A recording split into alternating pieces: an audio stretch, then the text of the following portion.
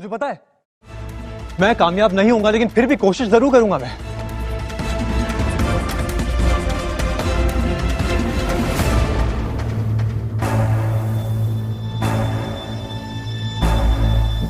देखा नहीं, मैंने हमेशा तेरा साथ दिया है और हमेशा तेरे साथ रहूंगा,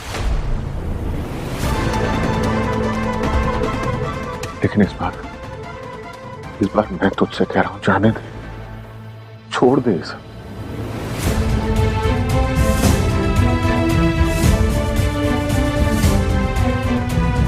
अगर झनक को वापस लाने का कोई रास्ता होता ना तो मैं तुझे नहीं रोकता, लेकिन झनक इस दुनिया से जा चुकी है, उसकी जगह वो नूतन आई, इसलिए तुझसे रिक्वेस्ट कर रहा हूं, छोड़, जाने दे, अपनी लाइफ को और कॉम्प्लिकेट मत कर।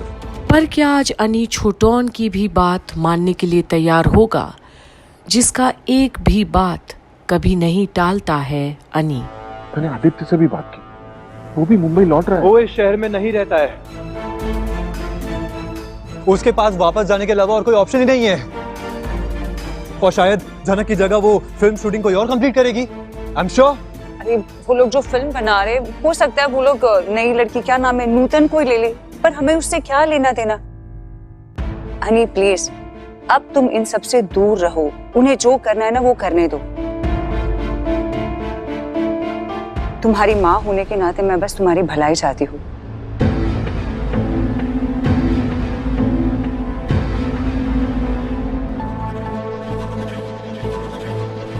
तुम जितना सोचते हो ना, उतने बुरे माँ बाप नहीं है हम तुम्हारे। अगर तुम्हें लगता है हमने कभी भी तुम्हारे लिए कुछ भी गलत किया है, तो वो गलत भी हमने सिर्फ तुम्हारी भलाई के लिए ही किया है अनी। ट्रस्ट मी अनी, अर्शी जैसी लड़की पूरी दुनिया में नहीं है।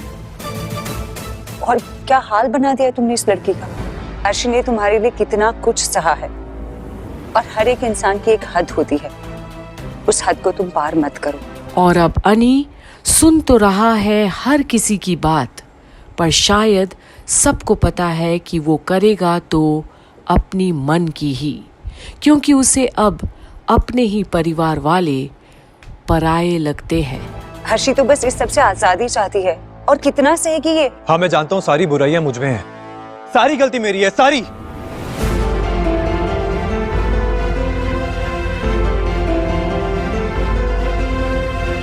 लेकिन फिर भी मैं अपनी नॉर्मल लाइफ में वापस जाना चाहता हूँ, वापस जीना चाहता हूँ नॉर्मली सब कुछ।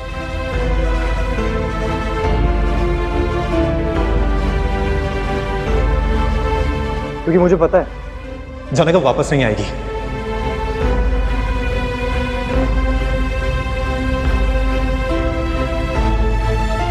लेकिन हमेशा मैं यही सोचता रहता हूं कि एक लड़की मर गई और उसे इंसाफ तक नहीं मिला।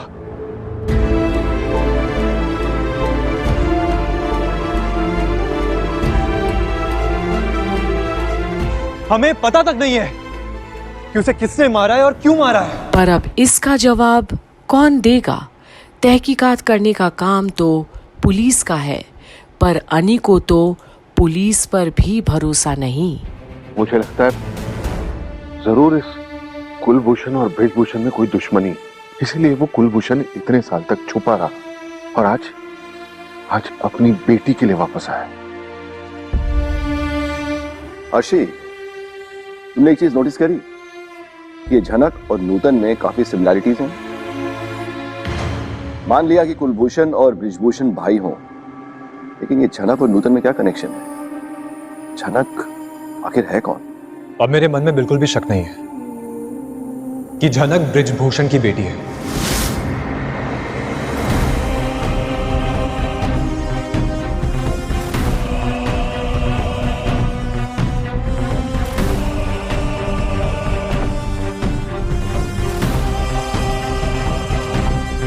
और अब अनी की जुबान फिसली है, या वो ये बात जानबूझकर बोला है सबके सामने।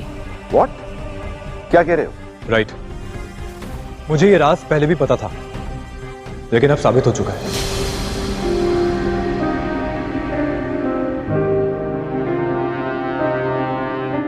उन्होंने झनक को कभी एक्सेप्ट नहीं किया, कभी अपना नाम नहीं दिया, कभी नहीं अपनाया, इसलिए झनक को इतनी बेइज्जती सहनी पड़ी। इतना कुछ सुनना पड़ा।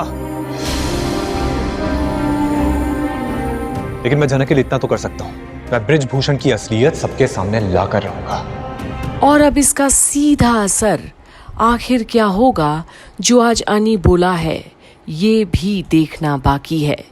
क्योंकि अब अर्शी भी घबराई तो है कि अगर झनक वाकई में ब्रिजभूषण की बेटी है तो फिर वो एक नौकरानी की बेटी तो गतापी नहीं हो सकती, और इस गुत्थी की डोर और किसी के हाथ नहीं बल्कि सृष्टि के हाथों में तो जरूर होगी।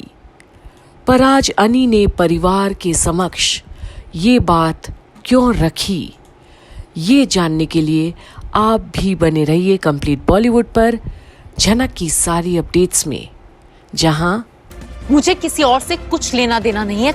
मैंने शादी की है तुमसे, और 2 फैमिलीज को बर्बाद करना, इसके लिए शादी नहीं की थी मैंने। तुम्हारे दिमाग में कोई और ही प्लान चल रहा है। मेरे मन में क्या है ना आप समझेंगी, ना बदल पाएंगी और ना रोक पाएंगी।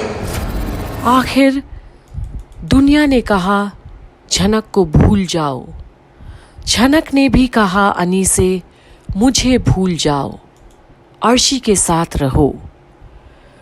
पर अनी का कमबख्त दिल चाहे सिर्फ झनक को ही, वरना वो तो दुनिया को ही छोड़ देना चाहता है, पर झनक को कभी नहीं, उसकी यादों को तो कभी भी नहीं। बने रहिए कंप्लीट बॉलीवुड पर झनक की सारी अपडेट्स के लिए।